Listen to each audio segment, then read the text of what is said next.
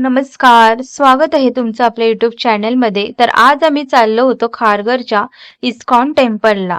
तर आम्ही आता इस्कॉन टेम्पलला जाणार आहोत. त्यासाठी इथे आम्ही आता खारघर स्टेशनला उतरलो आणि मग नंतरला आम्ही आलो इथे बस स्टॉपला. जर तुम्हाला रिक्षाने जायचं असेल तर इथे ₹25 पर पर्सन रिक्षा घेते. तर मी तर तुम्हाला बेस्ट ॲडवाइस देईल की तुम्ही बसनेच जा. कारण बसने फक्त 8 ते 9 रुपये याची तिकीट आहे. आणि 54 आणि 45 नंबरची बस ही इस्कॉन टेम्पलच्या इथे जाते. तर मग आम्ही इस्कॉन टेम्पलला इथे आलो आणि एंट्री केली आणि इथे बघू शकता तुम्ही किती छान असं वातावरण आहे इथे. आणि एंट्रीला इथे बघा इथे चप्पल वगैरे ठेवण्याची पण सोय आहे. तर इथे आता एंट्रीला खाली आम्ही आलो आणि आता आम्ही आतमध्ये चाललो आहोत. तर इथे सगळ्यात आधी बघा आपलं देवबाप्पाचं कृष्णाचं आपलं दर्शन घेऊया.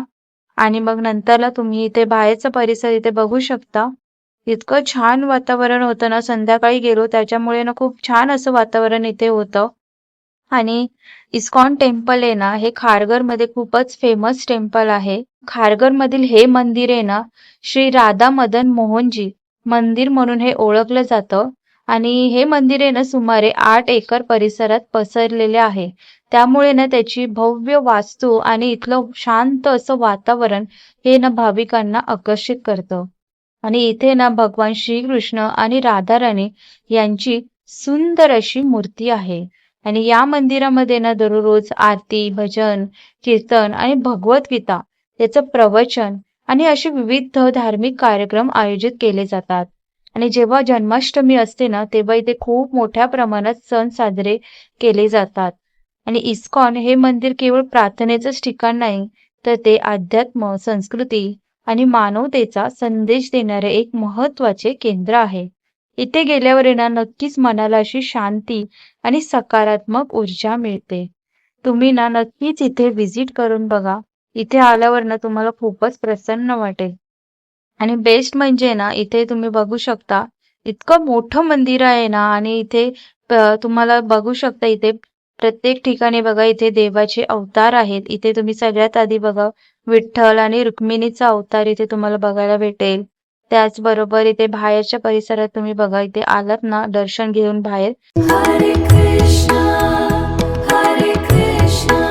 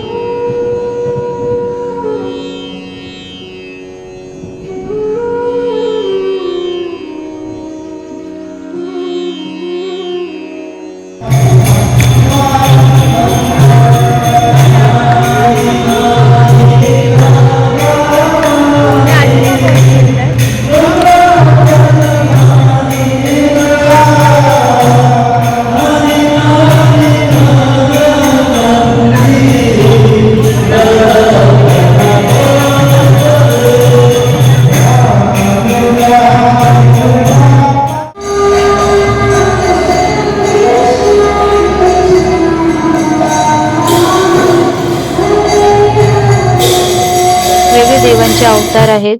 आणि मग आतमध्ये गेल्यावरती तुम्ही बघू शकता इथे किती मोठं असं मंदिर आहे. आणि किती सुंदर असं इथे भिंतीला बघा किती सुंदर असं कोरीव काम केलं आहे.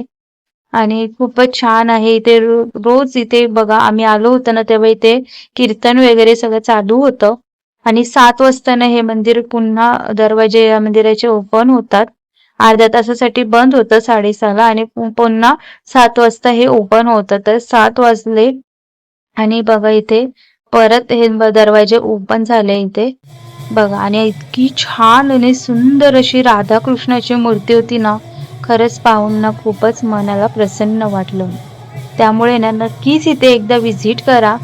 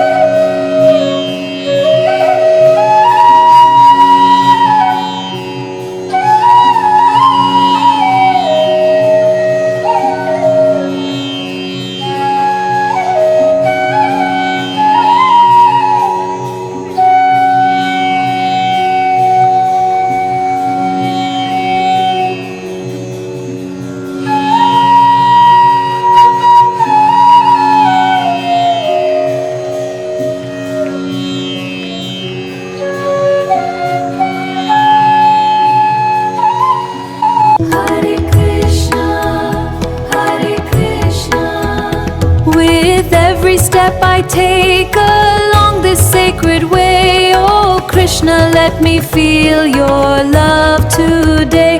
Hare Krishna, Krishna Krishna, Hare Hare, Hare Rama, Hare Rama.